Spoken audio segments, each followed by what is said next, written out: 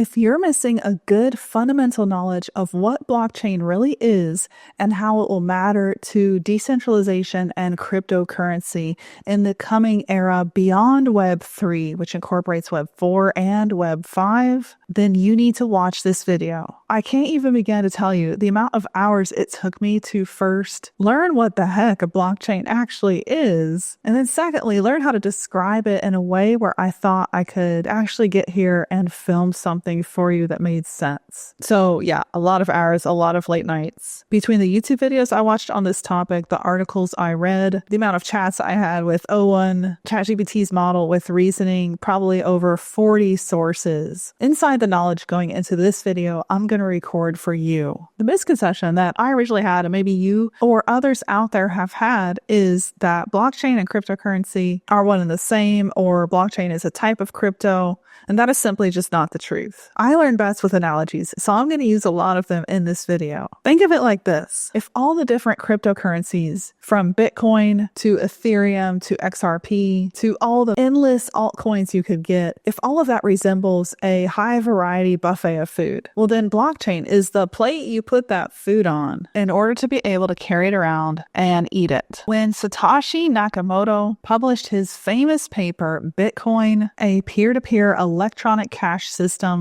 on the 31st of October 2008, not only did Satoshi Nakamoto invent cryptocurrency, he also invented the blockchain. It is the underlying technology that supports and makes crypto possible. The blockchain itself could be a huge missing piece that we need for safe AGI deployment. It is crucial in the age of AGI. IBM has described it this way: if AI gets better with more data, then the blockchain protects that data. Blockchain and AI are the dream team. Now, back when Satoshi first published that paper, and in the following years, cryptocurrency, Bitcoin, and the blockchain were looked at as very much fairy tale, pie in the sky, hypey, potential trends that would fall by the wayside. Whoever Satoshi was, back in 2008, it's almost like he saw the future of what's coming. In artificial intelligence, we have the recreation for the first time of our own human brain. The neural nets that we were drawing on a napkin in the 1950s are now made possible. They're here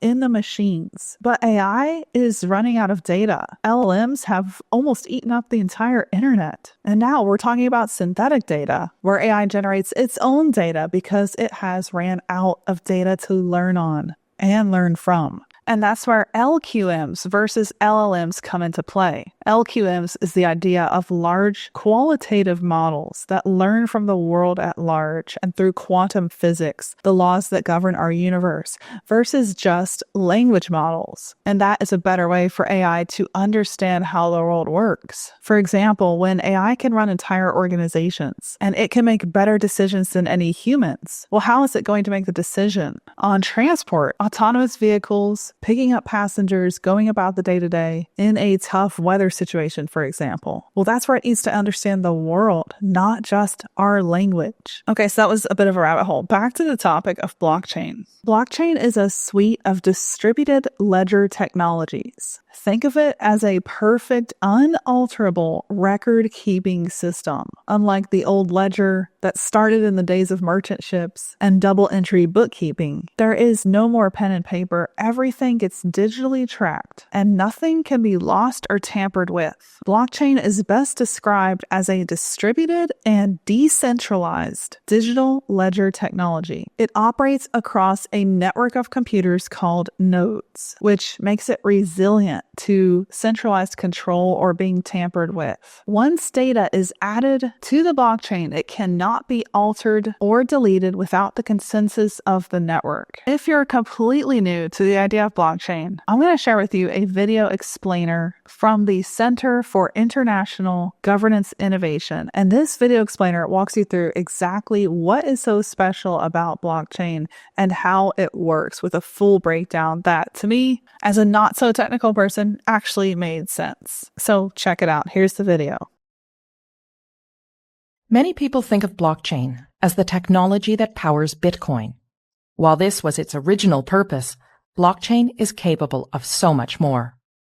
Despite the sound of the word, there's not just one blockchain. Blockchain is shorthand for a whole suite of distributed ledger technologies that can be programmed to record and track anything of value, from financial transactions to medical records or even land titles. You might be thinking, we already have processes in place to track data. What's so special about blockchain? Let's break down the reasons why blockchain technology stands to revolutionize the way we interact with each other. Reason number 1, the way it tracks and stores data. Blockchain stores information in batches called blocks that are linked together in a chronological fashion to form a continuous line, metaphorically, a chain of blocks. If you make a change to the information recorded in a particular block, you don't rewrite it. Instead, the change is stored in a new block showing that X changed to Y at a particular date and time. Sound familiar? That's because blockchain is based on the centuries-old method of the general financial ledger. It's a non-destructive way to track data changes over time. Here's one example.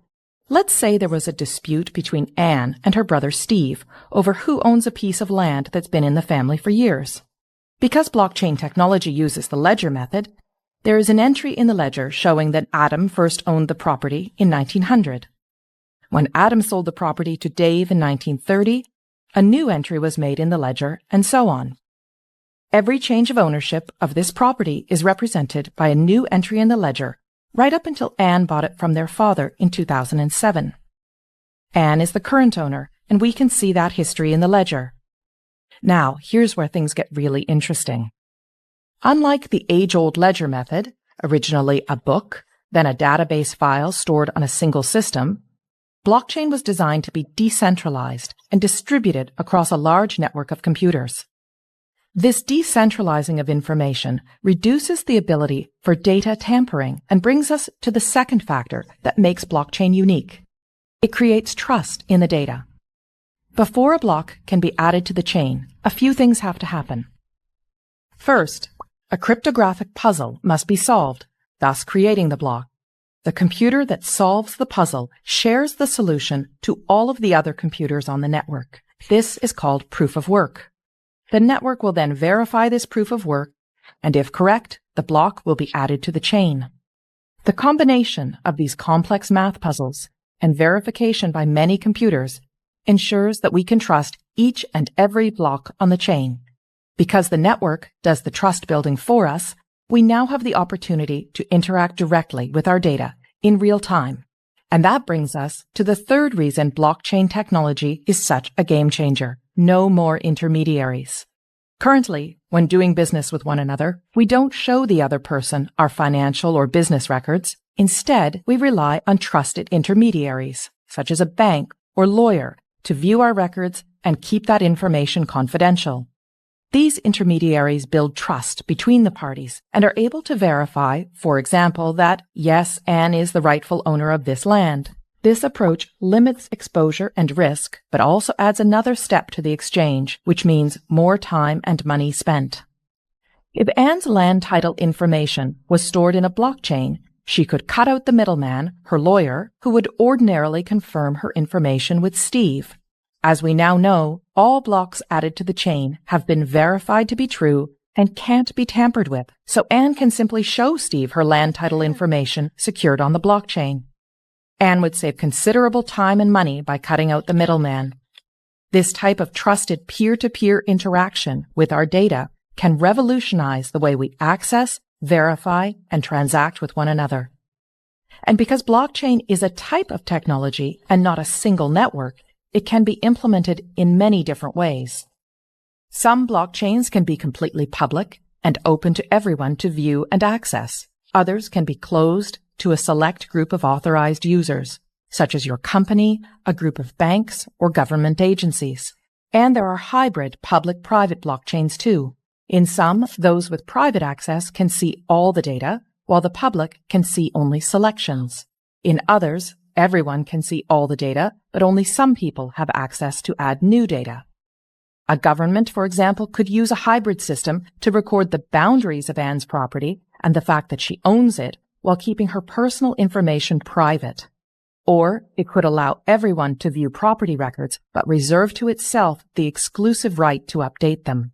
It is the combination of all these factors decentralizing of the data, building trust in the data, and allowing us to interact directly with one another and the data that gives blockchain technology the potential to underpin many of the ways we interact with one another. But, much like the rise of the internet, this technology will bring with it all kinds of complex policy questions around governance, international law, security, and economics. Here at the Center for International Governance Innovation, we seek to bring trusted research that will equip policymakers with the information they need to advance blockchain innovations, enabling economies to flourish in this new digital economy. Let me tell you, I love the idea of never having to go to a bank, a title company, go find a notary, wait on that whole process to happen, have to go drive my car, show up somewhere just to sign or get a piece of paper. That, in my opinion, makes more sense to have digitized, like the deed to my land, because we live in such a digital era. The blockchain as a way of storing and sending, exchanging, encrypting information makes a lot of sense. Now, hold on, quick pause. I know some of the questions I'm going to be asked right now. Number one, because this is the question I always get, well, Julia, the internet can just be turned off, but that piece of paper I will always have in my pocket. And let me tell you something, with what's coming with Web 5 and the way that Bitcoin is positioned to potentially be the internet itself, and we have an internet of money instead of an internet of things, we may have an internet,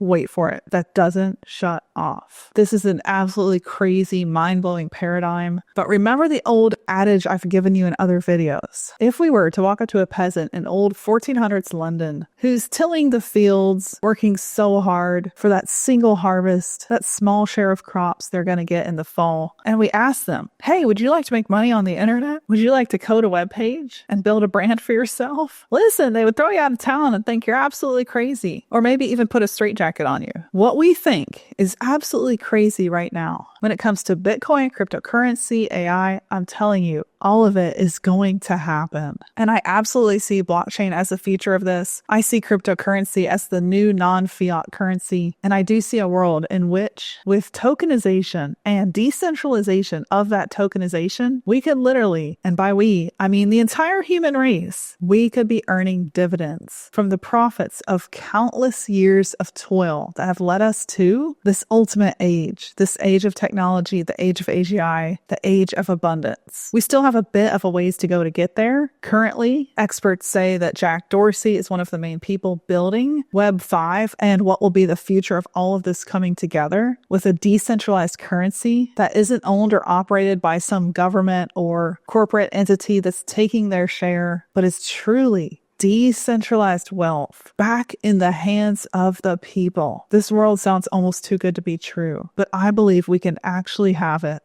And it is a world that is in progress and being built now as we speak. So that whole Web 5 world, of which I will have more videos coming, is supposedly about 80% built. We need more work done to the blockchain, to the encryption of all of this, and to other pieces. The infrastructure, how it rolls out. But just like when the internet went online, and billions of people started to have internet access, adaption went from gradually to suddenly. I think the same thing will happen in the AGI era. We're going to have adaption jump forward at super speeds. So why will the blockchain matter so much to AGI? Let me tell you a little bit about that. First, it is a decentralized digital ledger technology with no single point of control. In a future world where decentralized autonomous organizations known as DAOs could be running entire cities, organizations, and driving the way we make decisions, having a truly decentralized digital ledger technology is going to be critical for the way AI, aka AGI, can operate at scale to make decisions for us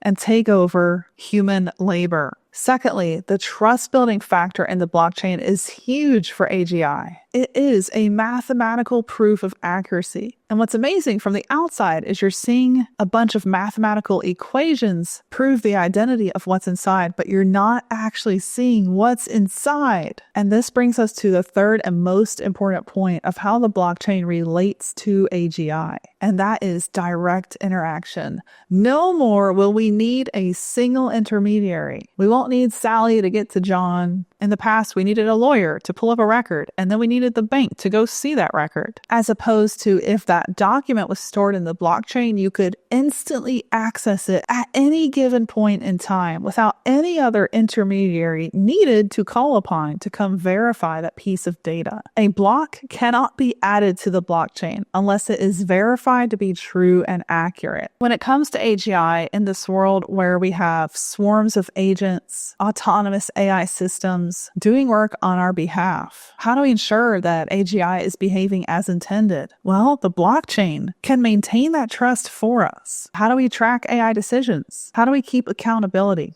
Again, the blockchain is the perfect answer to this. And thirdly, most importantly, how do we maintain oversight without centralizing control just to one person or place? Again, the blockchain is the answer to that. With every decision recorded immutably, actions verified by multiple parties instantaneously across the network, smart contracts capable of enforcing safety protocols, and the overall decentralized governance of the blockchain system, there's very little chance for misuse in this distributed ledger. So remember at the beginning of this video, we talked about how AI faces this large problem, or rather, better said, need of data. Blockchain brings authenticity and protection to data, solving probably the greatest pain point in AI's growing appetite for data. As AI gets better with more data, the blockchain can protect that data, keep it secure without that security coming from one party. When Sam Altman announced WorldCoin, I did a YouTube video on this. I didn't dive too deep into the dangers of what Sam Altman is proposing. I focused on the weight and the importance it's bringing to both the blockchain and crypto, which to me was and still is the core message of that video. But if we bring up the problem